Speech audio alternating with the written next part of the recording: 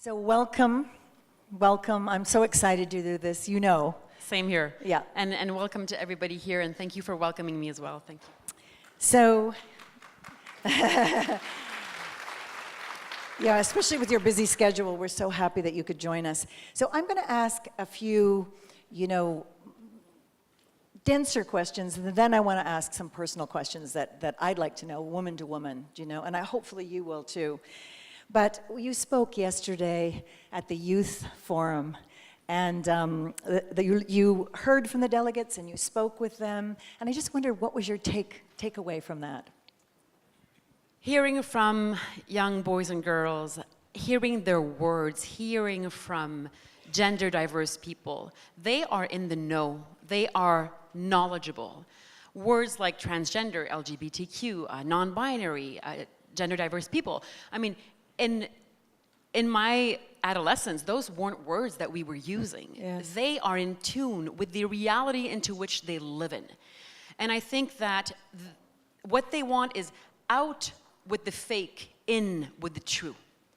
I think that they are gaining perspective of the world and the culture that they live in, and that they want to see their truest, authentic self come forward. And I think the world needs it desperately. Right. We're filled with a room of feminists here, hopefully. And so what part or role can we play in the lives that they want to carve out for themselves? And are we listening close enough to them? Well, I think we can always deepen our capacity to listen in our own daily lives, in our own families, with our friends, in our environment, and working environment. And I want to go back to your question because when I hear feminism, I think that the word has evolved so much because it is now all-encompassing. Feminists are not men haters. It's quite the opposite. Feminists want equality for all. We want justice within ourselves. We as well are seeking for our own truths in order to be able to express, contrary to repress. Everything that is repressed needs to be expressed. Or if we don't face those truths face us as a society. So I think we're kind of living at a turning point where all the data, the research, the science, the young people getting engaged and realizing that their voices, we are interested in hearing their voices, and choose awkward conversations over silence. When I hear young people speak to me and I pay attention, they are saying, we want to talk about the real stuff that's happening in our lives. We don't want any BS, excuse me. None of us want that, right? We want to talk about what's really happening. And I think that as parents or mentors or leaders in our own communities or companies or whatever it is that we do, we must be able to be in tune with the reality that youth faces, the language that they use, the images that they see, how they consume. Because as adults, and as young people, we become what we bring our attention to. So what do we consume? How do we consume it? Are we deeply taking the time to take perspective from what we're becoming? Because in a fast-paced world, especially for young people, where social media is like a whirlwind of quick bites of information, deep thought is not encouraged. When deep thought is not encouraged, self-knowledge is not encouraged. And when we lack self-knowledge, and we all know this as adults, we lack our true authentic selves. And when that happens, it's probably because we live in some kind of fear or anxiety. And when we live in fear or anxiety, we can't be part of progress. So the fact that half of the world's population right now is suffering, and that women and girls are the most vulnerable, the economic argument is that when they do live in fear and anxiety, they are not meant to be their creative self, because we all come to this life and on this earth to become creative human beings and to express our uniqueness. So when half of the world's population are denied their most basic rights, we are creating an atmosphere of fear and anxiety where human beings are not achieving their full potential. And therefore, how can we, as a human planet, progress? So feminism has become so all-encompassing of all the areas of peace and justice within and without, and on all levels, economical, philosophical, social, cultural, spiritual. It is all a holistic, and we're not afraid of that word anymore. We used to say, oh my God, it's such a hippie word. No, it just means all-encompassing and distancing ourselves so we can have a full perspective of the reality that we live in. Also, I think when you are locked into fear, that takes away a piece of you so that you're not fully there.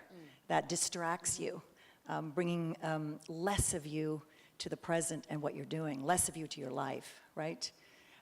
This afternoon, later on, we are going to have a debate hosted by the New York Times, and they're going to ask the question whether these days we are at risk of having a greater divide between men and women.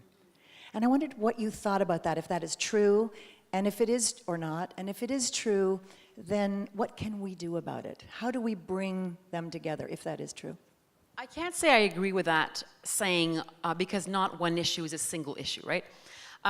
There is a risk of dividing ourselves because we see it happens on this planet, and it's easy to fall into the fear of other instead of curiousness, compassion, empathy, openness. I think that when we're not present, and you just said it, truly present with ourselves and having the gift of self-care and self-knowledge, we become more fearful of others. Therefore, we are facing many turning points where we should seize the opportunity, exactly as you asked, to link instead of rank, to unite instead of dividing. And we all know that as women and girls on this planet right now, we are facing the greatest barriers. There is no doubt about that. The data, the science, everything is showing it, and we know it in our lives. Even here in Canada, girls don't feel safe on college campuses, on the streets, in their workplace, and things are changing slowly. From the Me Too movement to truth rising, and yes, there are opposite forces, and yes, the winds are strong to hide that truth. I think that we have opportunities to unite, and the only way we can push equality forward is if men and women unite, if girls and boys unite. Now, as us women and girls have been blocked and bubbled into a concept of femininity that is too many times rooted in fakeness and lack of authenticity, and women becoming simply objects of desires and service almost, and deny their most basic rights. We have to acknowledge that a lot of boys and men on this planet are living in a toxic bubble of the definition of what masculinity is.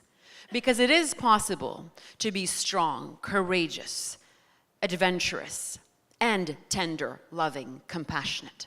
That is what a human being is meant to explore. All those pieces should also be presented and allowed to express. You know, sometimes when I sit down with young people, I'm an ambassador for Plan Canada because I am a girl, and I always tell them, we have to have the boys here. I want to talk to the boys. And I'll ask the girls, do you have anybody in your life that you can confide to with awkward conversations, real conversations, the stuff that gets to you, that makes you sad or angry or envious? And we have to acknowledge these emotions because they're human. If they're repressed, we face a problem. Most girls will say, yes, I have someone. But when you ask the boys if they have someone they can be that raw and real with, do you think they raise their hands? Not a lot of them do. We got to take care of them because they deserve better. So yes, absolutely. Here's to our boys and men, because they are meant to be grounded, wise individuals who can guide us and who we can guide as well. And the moment that we unite, and I know that we all have our own different lives here, and we don't know each other personally, but on the path to justice, we meet somewhere, right? And we get the chills and we get the energy exchange. We feel something is happening. We see it around the planet. This is not fake. It's real because it's happening. So the more we reach out to one another as boys and girls and men and boys, gender diverse people, non-binary, everybody, the more inclusion we create, the more authenticity and truth we are getting close to. And that is actually a recipe not only for a flourishing society, but a recipe for happiness. It's that simple and that complex. Yeah. Sorry. How are you addressing that with your own sons? How are you helping them or guiding them towards, fully embracing, gender equality? I mean, they're young, or being a feminist. How young do you start with that for you? And how do you do that? I think those feelings of fostering justice start from the womb, right? When a woman carries life, because we are life carriers and we rock democracy within our own bodies, something happens. Think about all those women who live in the stress and anxiety while carrying, before giving life, knowing that their rights are being denied. The most we can do as parents, and I think there are parents in the room, is obviously to listen and to have those real conversations, but our actions. Everything we do, how we interact with other people, from whether it's an errand I'm running in the morning or biking to daycare with my son, or bringing him, or because I have 2 sons and 1 girl, bringing them to an event. They ask, young people are curious, they ask questions. I think we should take them seriously and answer them with truth and authenticity. But it's our actions. How do we perceive ourselves as parents, as mothers, as fathers? I tell my husband, who says he's a feminist, obviously, he better. And anyway, what's the big deal, right? What's the big deal? When are we going to live in a society that's like, yes, of course, we're going to fight for each other's rights. Obviously, we're looking at the data, the research, we see the inequality, we want to act and make it better. Right. It's that not simple, but it's that real. And I tell him, he tells my daughter Ella Grace, who's 9 years old, you can do whatever you want. And he teaches her to be as agile physically and mentally as he teaches the boys. But I tell him, are you doing the same thing with the boys? And because my husband has an open heart, he's a tender heart. Oh, did I say that? I think the boys feed off of that as well. So if we teach the men in our lives that it's okay to be vulnerable, and that we actually invite that. When do they ever hear this kind of language in their daily lives? Who are their mentors? Who do they look up to? Is that the examples that they have? Not sure. That's where we need to work, is to get those amazing boys and men who are role models and who are at ease in their own skin and balanced people to get out there and be mentors for other boys. And yes, women have to do the same thing. And it doesn't have to be women to women and boy to boy. It can also be the opposite. So yes, I think that the more diversity we encourage there, the better we will find ourselves. In the wonderful role that you're in this platform, what would you like your legacy to be? It's not a role. When I came into this life path, I had started my engagement with self-esteem in young girls through the experience that I went through, because I suffered from an eating disorder when I was a teenager. And when we came into the political life, it was a natural extension of the work that I had begun. And it's not my work. And you know this because we've talked about this before. Once you start reaching out to people and offering your real person, when nobody's looking, what is the inner conversation that you have with yourself? Nobody's looking, there are no spotlights on you, you detach yourself from everything that you own. Who is you? Who is Sophie? Who is you?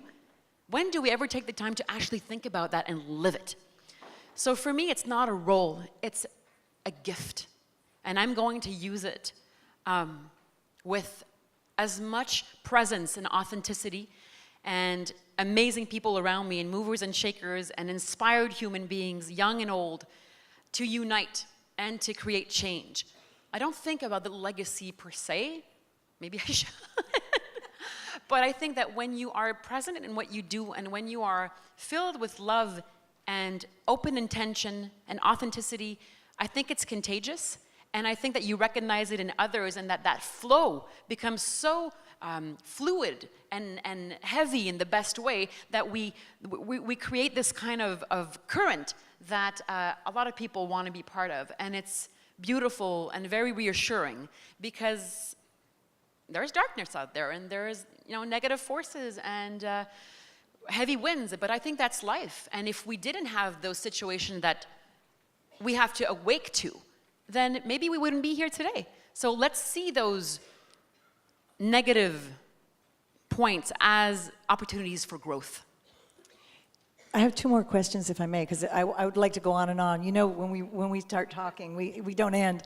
But first of all, I want to know, where does this passion come from inside you? Where? What fuels you? You want to make me cry today.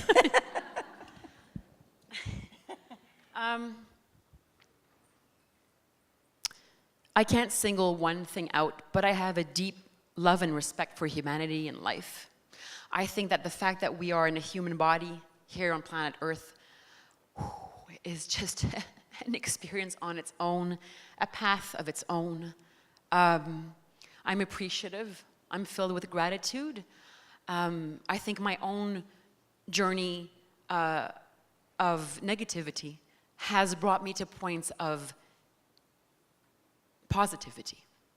And I believe in human goodness. I think it rises. And I think that as much as we have to be realists and look at the data and the research, at the scientists and all that community that supports us in our decisions, whether we are heading companies or being parents or in the political arena, because it is so important right now when the truth is at risk to take decisions that affect the greater good based on facts and data, but also protect the vulnerable. So my passion is, I think, my belief in human goodness, bottom line. And I just want to ask you one more question. What are the qualities you most admire in your husband?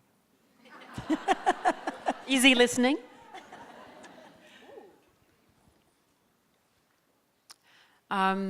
His capacity for unconditional love.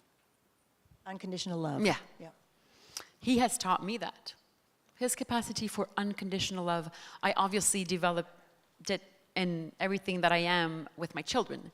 But just in general, the lack of judgment, the openness, and the patience, my sense of urgency and my passion, I want to see things happen now, right? He's more patient. So his patience and his capacity for unconditional love.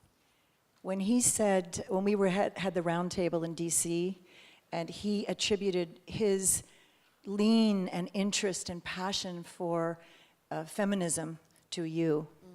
And so I think in that way he gets that from you, I think. That, or he says that, at least that's what he says, that it came from you.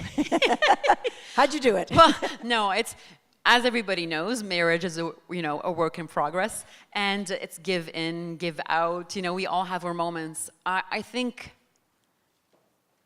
the willingness to be able to work at something for a long time is a gift, and also something happens when you work at something for a long time. I think that men with a big M on this planet have been taught that freedom is to be able to conquer everything that you want. When actually freedom, my definition, is to be able to devote yourself to something righteous or someone with time. It's the toughest path.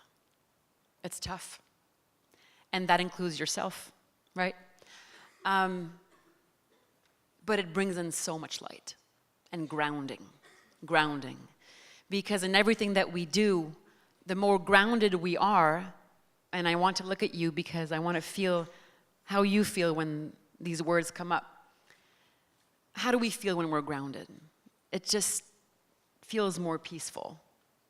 And when we take time to do it, it's a gift to oneself. So I have no magic recipe, trust me, I really don't.